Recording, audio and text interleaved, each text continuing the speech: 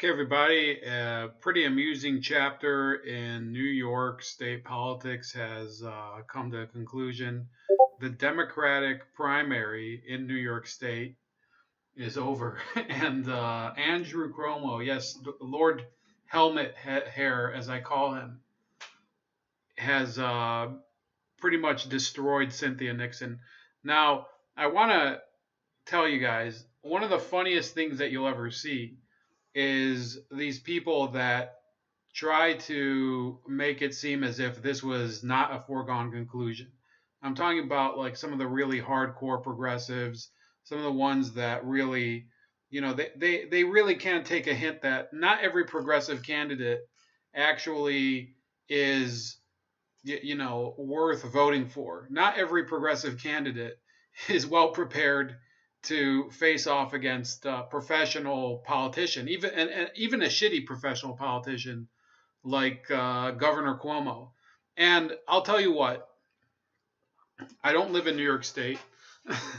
And no offense to the people who are going to watch this, because I am going to send it to some people in a group that I know.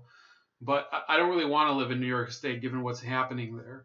But I think that there is a positive way to react to this if you want, and I'm going to leave that till a little later in the video.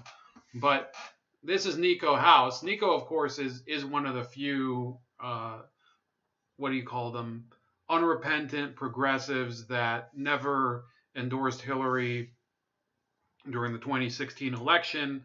A lot of the Bernie people were pretty much cowed and forced to endorse Hillary, just like their Lord and Savior Bernie Sanders, who never ever stood up to them and basically tried to, he basically within a month did a 180 on his entire career and said, well, you're going to have to go along to get along, and we have to start working to change the Democratic Party from within. Up until then, Bernie Sanders had pretty much said that the two-party system was corrupt to the core. And even some of us that have voted for Donald Trump continue to believe that the two-party system is corrupt to the core. That includes the Republicans and the Democrats. So I personally, I say don't even vote for the Republican candidate if you live in New York State, Mark Molinaro, because he's part of the Republican Party in New York State. By the way, has enabled Andrew Cuomo for 8 years. So once their candidate loses in November, they're just going to go back to it. They're not. They don't really care about changing anything in their state, because if they did, they would be raising a bigger ruckus than they do. But instead, New York State continues to be apparently one of the least business friendly state. It might even be the least business friendly state in the country. So, let's look at some of these results.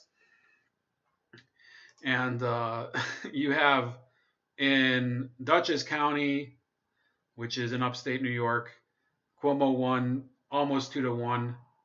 You go down to Westchester, one of the richest counties in New York State, 73 to 27. Okay, so that's really where Cynthia Nixon needed to win in this corridor over here. It's actually surprising that she did as well up here in the. I mean, I guess I'm going to show my ignorance. So I think this is the Hudson Valley in the Capital District where Albany is. The Hudson Valley might actually be down here below, but if I get it wrong, sue me. I'm a Midwestern hayseed, so I don't really care. But yeah, she won a few counties that are, some of the least populated ones in New York State. This one in the southern tier, I don't even know what it's called. It's Tompkins County. So okay, so she won a few of these counties up in upstate New York where, the Democratic Party isn't even very strong. This one apparently, um, it could be that this, yeah, she's winning some counties where I think some of these people forget that they live in the state. No offense. I mean, I guess I'm being kind of an ass, but look, Cynthia Nixon needed to win the progressive heartland of New York State. That's downstate and the city of New York. Long Island, she gets beaten by Cuomo by a 3-1 margin. Nassau County, which is the more populated part of Long Island, more than a 3-1 margin. She just gets crushed. Queens County, almost a 3-1 margin. Queens is, by the way, you know, this is the outsider talking, so I could be wrong, and you guys can laugh at me if I am. Queens seems like the most normal middle class part of New York City to somebody living outside of it. But me personally, Staten Island also she gets just destroyed. And then what about the Brooklyn, which is supposedly a progressive stronghold, loses by over 20 points. Okay, New York County, which is the county where the borough of Manhattan is, she loses also 17-point margin. Uh, Let me just try to hover over the Bronx. 82-17 in the Bronx. So in the district, understand this. In Ocasio-Cortez's heartland, where she basically shook the establishment in New York State, Cynthia Nixon basically did worse than she did in most of the other of the rest of the state. Some of these other places. Look, this is Niagara County. Understandably, she didn't do so well, but she actually didn't poll as badly in upstate New York as she did in the city. And this is somebody who was a hardcore, pretty much the consummate urban New Yorker. Some people would say, and I haven't seen the show, but based on what I know about Sex and the City, some people would find a hard time believing that she'd ever been outside of Manhattan or Brooklyn. And for me, it's very easy to understand that many people, as much as Andrew Cuomo is a failed politician, as much as he's wasted the public's money, and I've heard of stuff like the Buffalo Billion and the corruption with Joe Percoco, I think his name was.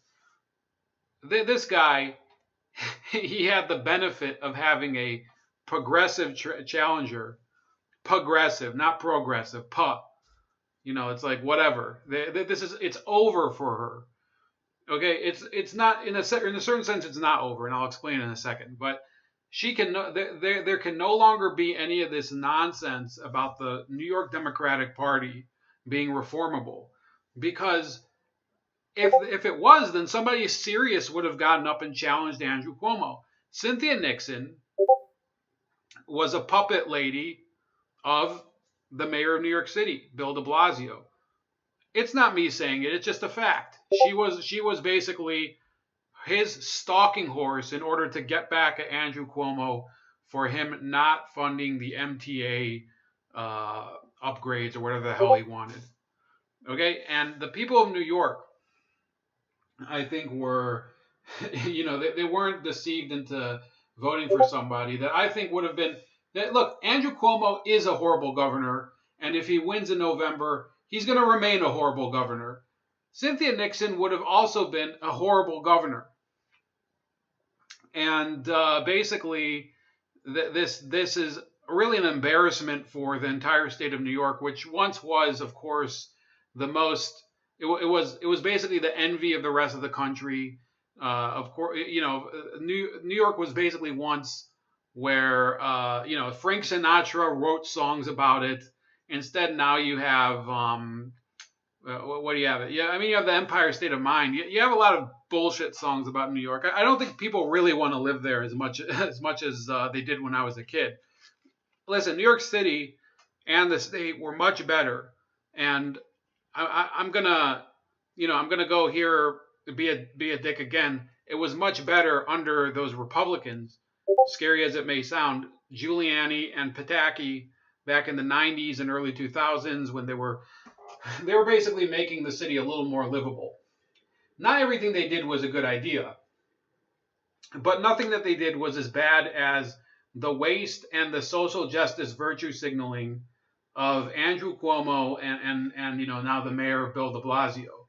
And Cuomo has promised to fully fund 4-year education for New York State residents, things like that, which a lot of people, I mean, it's populist left policies that ultimately will lead the state into the gulch fiscally. And and it's already not in good shape. So I want you guys to really think about what's going to be happening going forward. Okay, so the New York gubernatorial election, remember, this is Cuomo versus Cynthia Nixon, but there are a number of other parties that are running. Of course, you have the Republicans, with Marcus Molinaro, who's just some county level official from Justice County. Nobody gives a shit about that guy. And you have this Green Party guy, Howie Hawkins. However, there are some down ballot candidates, among which is Larry Sharpe. And let me pull up a video. Mr. Larry Sharpe, who actually is very responsive to inquiries. So, this is too long. Too long. Geez, Larry.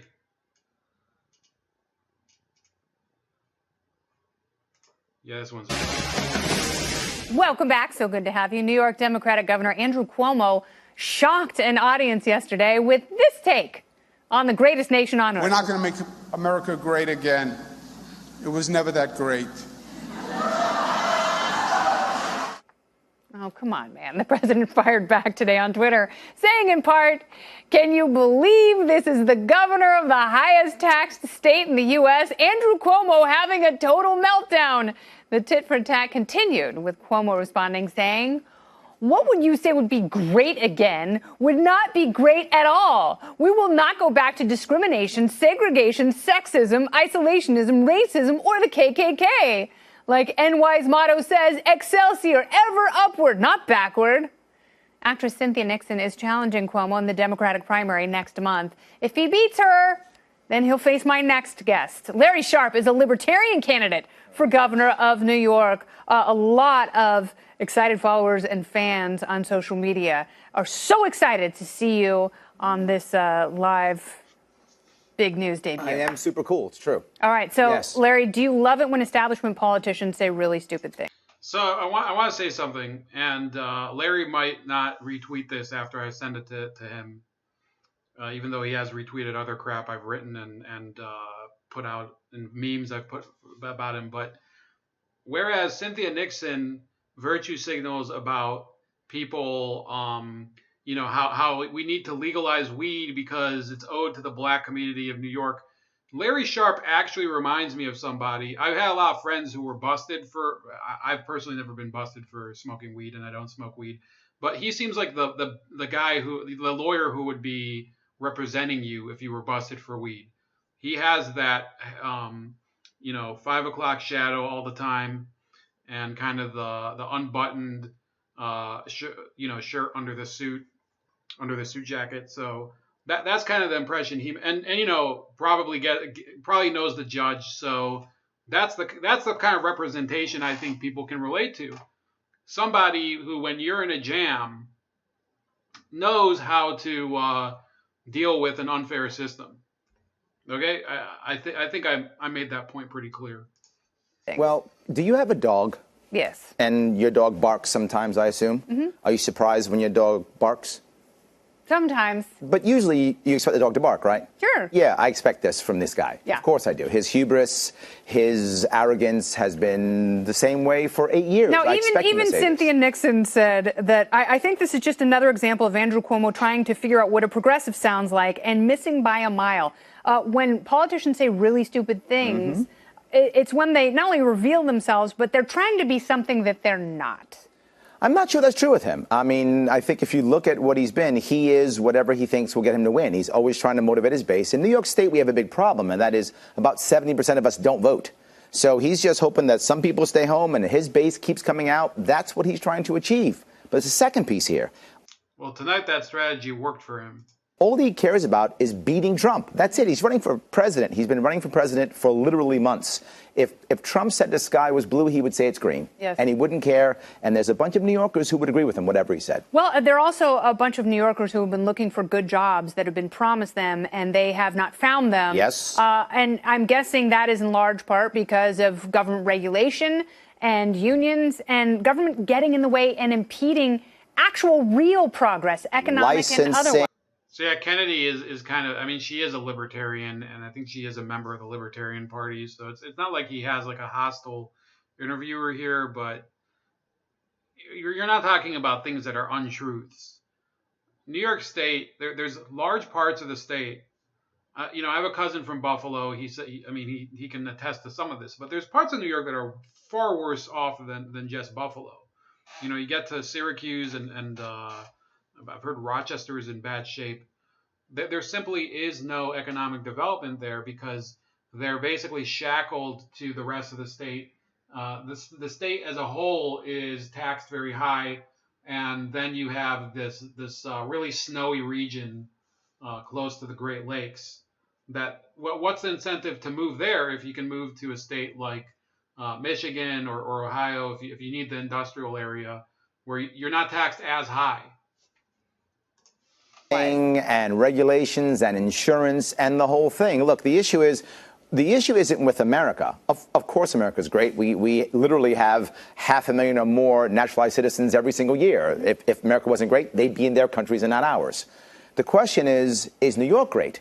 And it isn't, and it's because of the last 8 years of His Majesty's reign. Exactly correct. An anti-small business, anti-new business. We've pushed out cryptocurrency. We've pushed out cannabis and hemp. We're trying to push out Uber. That was just in the green room. Yeah. It was that fast. Woo! It was that fast. Yes. All we do is push this stuff out. Okay, but it's interesting because those are the type of things that resonate with younger voters who tend to not vote a lot. That is correct. And we were talking the other night about how millennials are leaving the Democratic Party because they're squashing great ideas. They're walking away. Like Lyft. Yes, they are. They are walking away from Democrats and walking right to me. Yes, they are. Every time I go out, all the events I go to, I see lots and lots of young people. And that's why my Twitter army, right? My Facebook army, a lot of them are youngsters. Of course, they see that there is no real opportunity in this state anymore. They get that and they're leaving. We lose over 100,000 New Yorkers every single year. They're running away. It's youth flight. Yes. Right? People, they get educated, the youngsters, and then they leave, or they get educated and then they get stuck. Well, same thing happened in Venezuela. Yes. The doctors, nurses, teachers, and engineers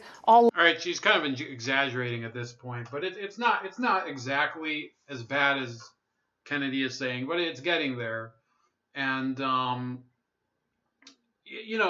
think, look, I don't really like the Libertarian Party as an institution, but you're talking about Andrew fucking Cuomo, and the guy is an idiot.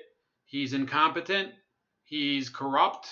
He hasn't changed in 8 years. He's pretty, if you're progressive, let me ask you a question.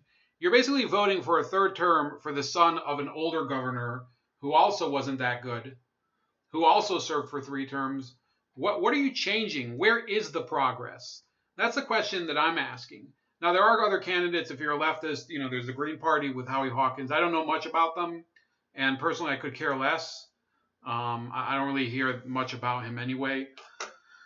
I would say if you live in New York State, you might as well vote for this guy, Larry Sharpe. That's Sharpe with an E at the end.